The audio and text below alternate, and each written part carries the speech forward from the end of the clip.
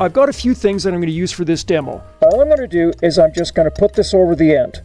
I'm going to take that microfiber cloth, and now we're going to do the exact same thing, so that's in roughly the same place that it was before. You'll notice that it all... Hey memers and streamers, it's Frackin' here again. So I'm sure you guys have kind of figured out by now, at least the people that watched me for a while, that I tend to build my own stuff and, you know, kind of modify stuff, shall we say. And so I thought I would share something that I thought might be helpful for you guys today. Now, one of the things that I wanted to do for a long time is get set up with a recording studio, again, like a portable one that I can take and show, you know, friends, or, you know, use to record friends' stuff. And but anyway, let's have a little look here. This is what a typical recording studio would look like. Now you'll notice here where I've got, actually I don't know if you're able to see this, but anyway, if we zoom in real close, you'll notice there's little cute teeny tiny speakers up there. In fact, these ones are older Yamahas. Anyway, these are what they call near field studio monitors. And so anyway, one of the things that you'll discover right away if you ever try and buy studio monitors is that they are not cheap. So, you know, real cheap ones, I mean, you can get something that's kind of crappy, not really intended for, you know, they call them studio monitors, but they're not really. You know, once you get to something, you know, more serious, like, you know, Yamaha studio monitors, which are, you know, widely regarded as being really good entry monitors in the recording industry. But, you know, they're $300 for a pair of these, and these are only 3-inch monitors, you know, and they only get better, you know, bigger and more expensive from there. So, you know, 3.5-inch woofer. But now one of the problems that I had with the setup that I wanted to do is that I want something that's smaller, and which is why I chose these little buggers. These are what they call the Creative Pebble 2.0s, and these are just teeny tiny little speakers. They're, you know, they're little tiny little ball things, but they're extremely durable. You could take these things and hurl them across the room and pick them back up and go ahead and use them, plug them back in, and they're going to be fine. And the other thing is that they're exceedingly cheap. $23 for an entire pair versus $300 for a pair that's, you know, you poke a hole in a woofer here and you're going to be pretty sad. Whereas with these, it's like, whoops, you know, throw it in the garbage and, you know, never look at it again, buy a new pair. But one of the things that you're going to find when you start dealing with cheaper speakers is that they are cheaply made. And one of those cheap things is that they really don't put any effort into absorbing the back wave from the woofer. So they tend to ring like crazy.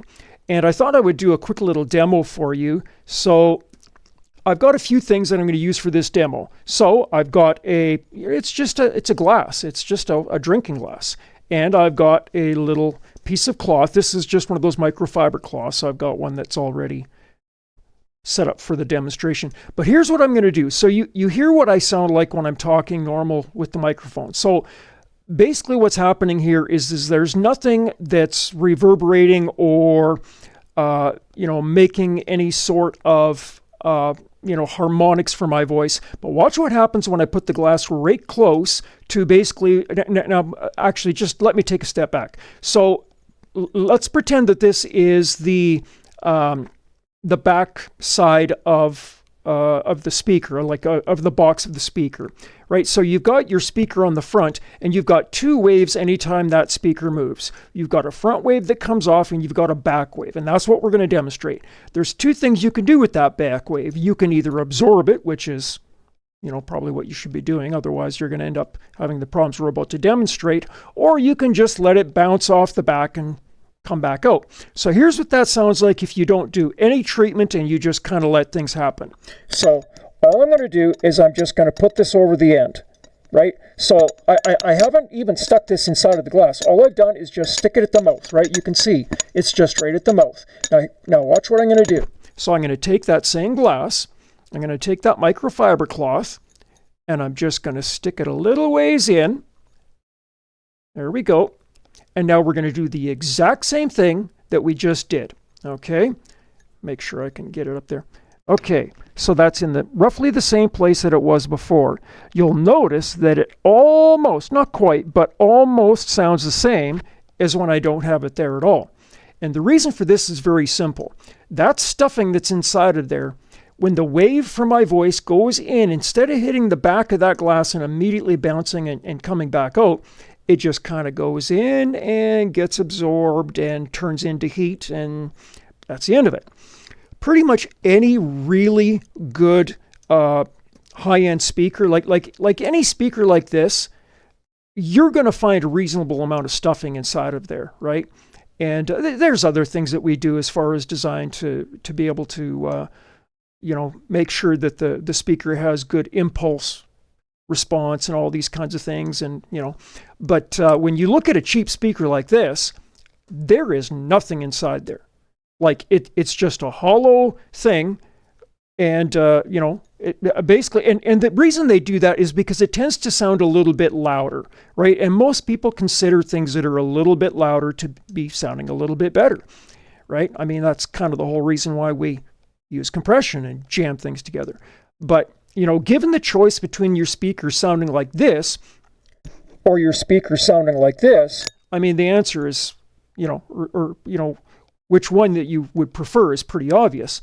So what I'm going to be doing with these cute little, they call them far field monitors, but I'm going to be using near field, is I'm literally going to be taking, I've got multiple of these, right?